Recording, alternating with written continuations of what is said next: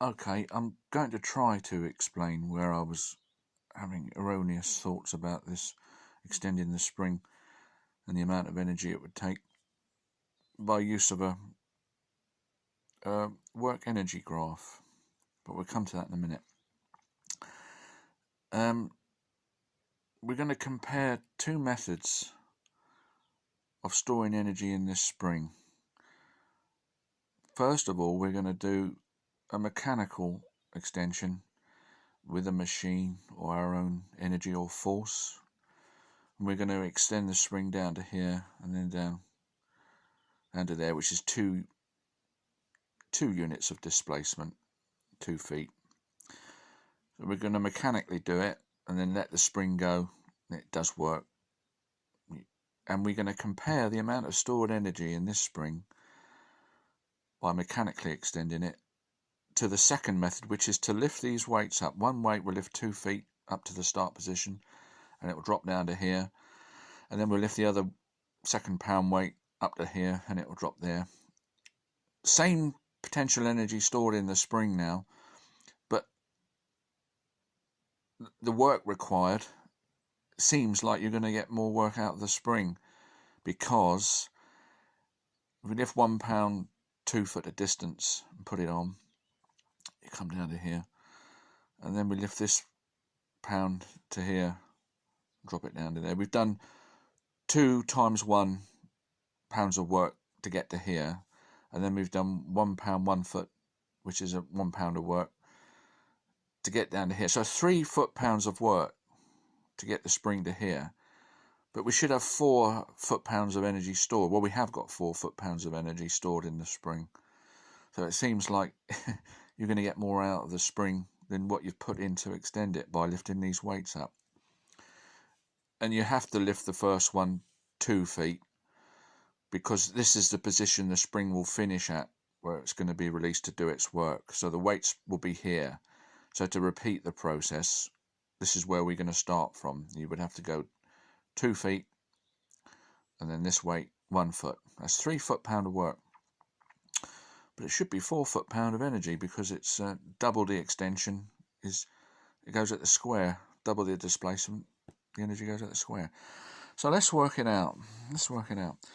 Now on this graph, along this line is the displacement of the spring, and on this axis is the force required to extend the spring at any given displacement. So as we go along in displacement, we're going up in force required. So we start here with the spring at the rest position, and we're going to mechanically extend it. So as we go along this line, this is the effort line, it's called, or the force line. So we get to here, we've gone 1 foot in distance, and we've gone up to 1 pound in force, because the force is obviously going up as we go along. So we've got 1 pound of force, 1 pound of distance. Now the area under the effort line, this area, this triangle now is the work done. This shaded area is the work done.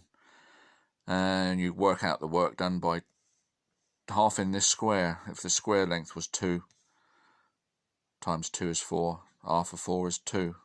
So this is the area of this shaded area. So from this position, which we are up here now, we're going to mechanically carry on extending the spring. Here we go. More and more force required. Force is going up, and the displacement's going along as well. We get to here, which is this position from the start, which is 2 foot displacement and a total force of 2 pounds of force. Now this area now, this big triangle now, represents the work done. And let's work that out. Well, 4 times 4 is 16. Half of 16 is 8. This 8 is the work done in mechanically extending the spring from its rest position to here, 2 foot of distance. This 8 is the work done, and also the work stored in the potential energy formula, which is where this squared terms comes in, because this 8 is 4 times double the distance is 4 times the one distance. And this graph shows it. Okay, so we got 8 units of potential energy in our spring now. So let's compare it to the method of lifting the weights up. So the first weight, we're going to lift 2 foot. That's 2 foot-pounds of work. This is the distance along here. We've got the 2 feet of distance. But the force required to lift that weight is the weight. What's the weight? It's a pound. So it's a constant pound. This is the pound. It's a constant pound of force as we're lifting it up 2 feet. It's gone past the 1 foot. It's gone to the 2 foot now. So this area now is the work done in lifting the first weight to the start position. And then we got, once the spring's down to here, we lift the second weight up just 1 foot. Well, that's a constant force of 1 pound over this distance, 1 foot. So we end up with these 3, which is 12. So 12 units of work to extend the spring down to here by lifting these weights. So you can see it's much better actually to devise a machine to do it, or do it ourselves with our own energy. There's only 8 units of work. So there is no free energy by lifting these weights up.